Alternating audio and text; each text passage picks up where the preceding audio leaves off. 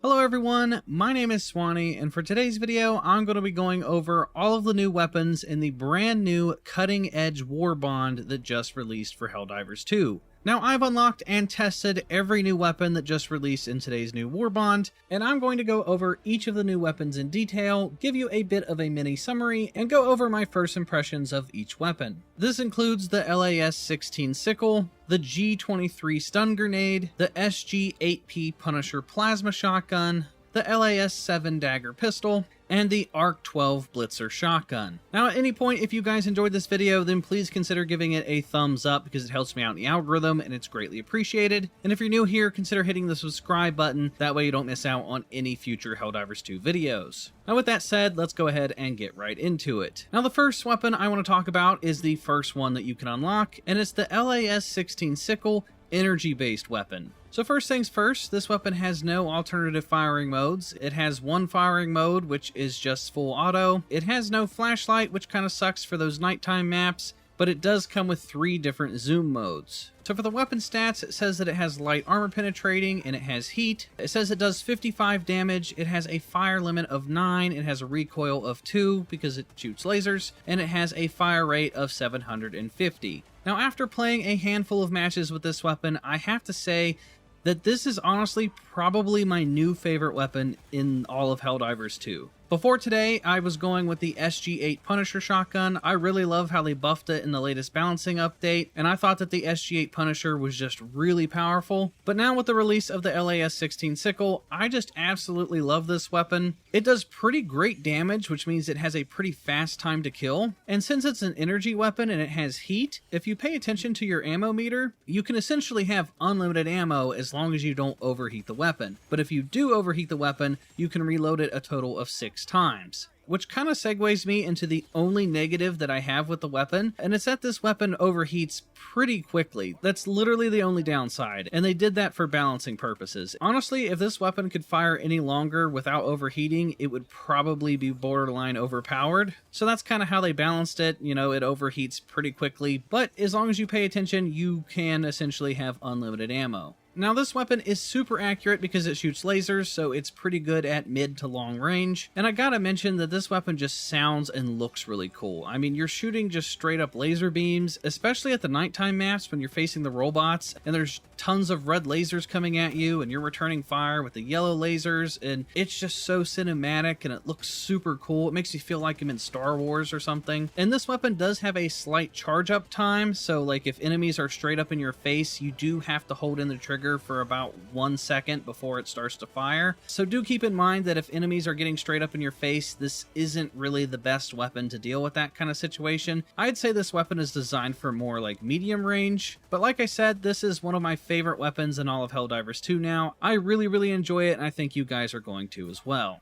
So up next is the SG Punisher Plasma Shotgun. Now, I'm going to be honest, I thought that this weapon was pretty underwhelming. Now, I played a number of different matches with this, and I just wasn't very impressed. Now, I'm sure someone out there in the community is going to make a video saying that this is like the best weapon in the game, and maybe I'm just using it wrong, but first impressions, just picking it up and using it, I wasn't really having much success with it. Compared to the LAS-16 Sickle, I mean, I was getting kills left and right with that thing, but with this gun, I was struggling a bit. So first up, this weapon has no flashlight, it has no attachments, it has no scopes, and it has no way to change your fire rate. Then looking at the stats, it says it has a damage of 100, a capacity of 8, recoil of 110, and a fire rate of 80. And for the weapon traits, it says that it has explosive damage. Now right away, I'm going to tell you that the capacity of 8 shots before you have to reload is really holding this weapon back. Because if enemies get close to you and they're rushing you and you're kind of panic firing, you're going to run out of ammo constantly. It just always feels like you're reloading this weapon. So it's a plasma launching shotgun. It's got to be good at something, right? I mean, it looks really powerful. Based off the trailer, it looked like it was doing a ton of damage. And honestly, I found that this works best when you're trying to shoot at like a small group of enemies. Maybe there's a bunch of robots that just got dropped off at a drop ship and they're all clustered up, or there's a bunch of bugs that just came out of a hole in the ground and they're all clustered together. You're going to get the most out of this weapon when you're shooting those large group of enemies, because it does splash damage and it has a bit of an AoE effect, and it's going to hit hit multiple enemies at the same time. So it really exceeds in that regard, but when it comes to individual enemies, this weapon really struggles. Because you only get 8 shots and this weapon is very inaccurate, I recommend that you don't aim directly at enemies. Try to shoot the ground in front of them, because you want to take advantage of that splash damage. If you try to hit an enemy rushing at you directly, I noticed that a lot of my shots were just straight up clipping through the enemies. They would just phase right through. So when you use this, you're definitely going to want to aim at the feet.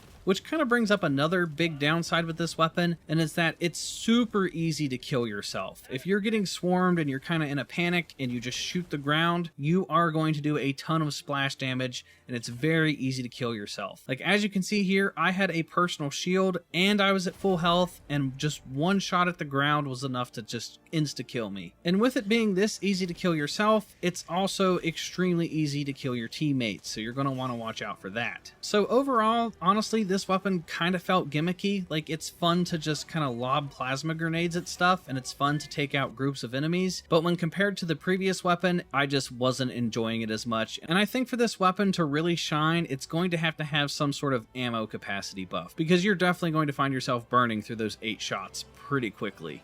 So next up, let's talk about the LAS-7 Dagger Pistol. Now, the LAS-7 Dagger Pistol is the first energy-based secondary weapon that's come to Helldivers 2, and honestly, I thought this was a pretty good secondary weapon. When we look at the stats, it says it has 150 damage per second, it has a fire limit of 5, it has a recoil of 1 because it shoots laser beams, so there basically is no recoil. It has light armor penetrating, it can be used with one hand, it shoots a beam, and it has heat. So that means that this secondary weapon can also potentially have unlimited ammo as long as you're paying attention. And I gotta say, from the couple matches that I played just using this thing, like, I played an entire match literally only using this pistol, and it was doing pretty good. It has surprisingly long range because, you know, you're just shooting a laser beam, so you can accurately hit targets at medium range and farther. And since it's one-handed, you can shoot this thing while you're on the run, so if you're being chased by enemies, you can just look behind you and shoot while you're trying to escape. And the only downside that I really have with this weapon is that it doesn't do that much damage. I found that this pistol would come close to overheating after pretty much every single kill. I think that's kind of how they balanced it, since it has long range and it can potentially have unlimited ammo. The trade-off is that it just doesn't do that much damage. But overall, I think it's a pretty solid secondary. I don't have too many complaints with it. I think out of all 4 of the options that we have in the game right now, this is the one that I'm probably going to be sticking with. So the LAS-7 Dagger Pistol definitely has my seal of approval. So up next, I want to talk about the G23 Stun Grenade. Now, this stun grenade definitely caught me off guard. Before it came out today, I was thinking, what's the point of a stun grenade? We have impact grenades, we have just regular grenades, like, why would I ever want to use a stun grenade? And boy was I wrong, because this stun grenade is great. It's honestly probably one of my favorite grenades in the game now. And I was having a blast with this grenade because it does such a great job at stun locking enemies. Let's say a dropship lands or a bug hole appears and you're getting swarmed. You can just throw a stun grenade, it will stun all of the enemies in the area, and that will give you either a couple of seconds to escape or to mow them all down. And one thing that I really love about this stun grenade is that it can actually hold the Bile Titans and the Chargers in place. I was able to kill a number of different Bile Titans this way. Simply just throw one of these stun grenades at its face, and it will stun lock the Bile Titans for like 3 to 5 seconds, which is the perfect amount of time to get off a stratagem to finish off the Bile Titan. I also found that the stun grenade works really well with teammates. There was a couple of different times where I stunned a Bile Titan and then pinged it, and then called in a reinforcement, and they were able to land directly onto the Bile Titan because it was stunned and wasn't able to move. So that was definitely pretty cool. Another thing that I really love about the stun grenade is that it can stop chargers mid-charge. Now, it glitches out the animation and the charger's basically just going to be running in place, but it will stop them completely in their tracks.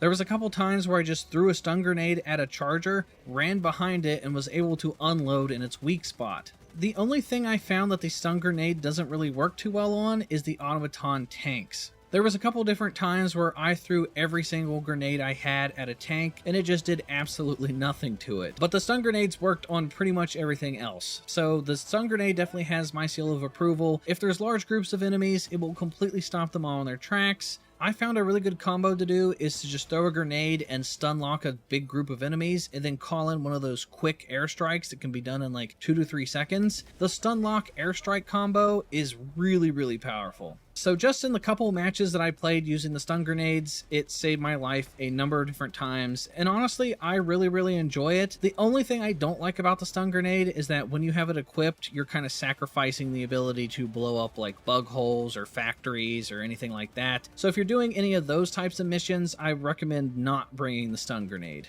And then the final weapon on our list is the ARC 12 Blitzer shotgun. And my first impressions of this weapon are pretty mixed. So for starters, there's no attachments at all. There's no flashlight, there's no different fire modes, there's no zooms, so that kind of sucks. For the weapon stats, there's no special traits at all. And then for the damage, it does a beefy 250. It has a capacity of unlimited, which is pretty great. It has a recoil of 60 and a fire rate of 30, so it definitely has a pretty slow fire rate. But that brings me to the first thing that I really enjoy about the weapon, and it's the fact that it has unlimited ammo. Having unlimited ammo is a pretty big deal in this game. Like, I'm always constantly running out of ammo, and I'm looking for ammo on the ground, or I'm trying to call in resupply packages. You don't have to worry about that with the ARC 12 Blitzer. You can shoot as much as you want, and you just never run out. It just always recharges, and you know, that part of the weapon is really great. You can shoot as much as you want. You don't have to worry about reloading. You don't have to worry about ammo management, none of that stuff. So that is a huge plus for this weapon. And the second thing I really enjoy about this weapon is that this weapon is great. I mean, great at taking out small groups of bugs. Any enemy type other than a charger or a bile titan will get absolutely wrecked by this weapon. I was having so much fun facing the Terminids with this thing. It is an easy 10 out of 10 when it comes to fighting the Terminids. It is awesome. I was taking on entire swarms of the bugs just by myself. I went like an entire match without even dying because of just how good this weapon was performing. It was awesome. So when it comes to killing the small bugs, it is great. Now the downside is that when it comes to the bigger enemy types, like the Chargers or the Bile Titans, it really struggles. I tried so hard just to kill one Charger with this weapon, and I couldn't do it. I kept throwing stun grenades to hold the Charger in place, and then I'd run behind it and try to shoot it in the weak spot, and it just was not doing enough damage. I wasn't able to kill a single Charger using this weapon. Same thing goes for the Bile Titans. I unloaded into the Bile Titans, and I wasn't able to do hardly anything. I couldn't tell if I was doing any damage at all to the Bile Titans, to be honest. So it just definitely struggles when it comes to the bigger enemy types. And then another thing that I didn't enjoy about this weapon is that it struggles against the automatons. You would think that a shotgun that shoots lightning would do really well against robots, but surprisingly it struggles. A lot of the robots, like the Devastators, the ones that have the rockets or the shields, it was doing like no damage at all to those guys. Same with the big Hulk robots or the tanks. I was doing like nothing to those. The only robots I was able to kill consistently with this weapon were the smaller ones, like the ones with the sword arms or the basic ones that have like a rocket launcher. The smaller, weaker tier robots, I was able to kill those, but anything outside of that, this weapon just really struggled with those. And I think the reason that this weapon struggles so much is because you can't really aim at weak spots. When you fire this weapon, the lightning bolts just kind of go out and do their own thing. Like if you try to get a headshot, for example, it's pretty much impossible because the lightning bolts will just go wherever they want in any direction. And because of that, it's good at damaging multiple enemies at the same time if they're in a group, but it's definitely going to struggle if you're trying to hit a specific body part on an enemy. So overall, with the ARC 12 Blitzer, I was kind of mixed. It's both simultaneously one of the best weapons in the game and one of the worst weapons in the game. It's really weird. Now, there may be more to this weapon that I just haven't figured out yet, like maybe it's good in combination with some of the stratagems or something, but based off of first impressions, just picking up this weapon and using it for a couple different matches, I honestly wasn't very impressed against the automatons, but when it comes to the Terminids, this is definitely going to be one of my go-to weapons. So those are my first impressions for each of the brand new weapons that we just got for Helldivers 2. Let me know what you guys think of the weapons down in the comment section down below, and if you enjoyed this video, then please give it a thumbs up. It's greatly appreciated. And if you're new here, consider hitting the subscribe button, that way you don't miss out on any future Helldivers 2 videos. And that is going to do it for me, guys, and I will talk to you all next time.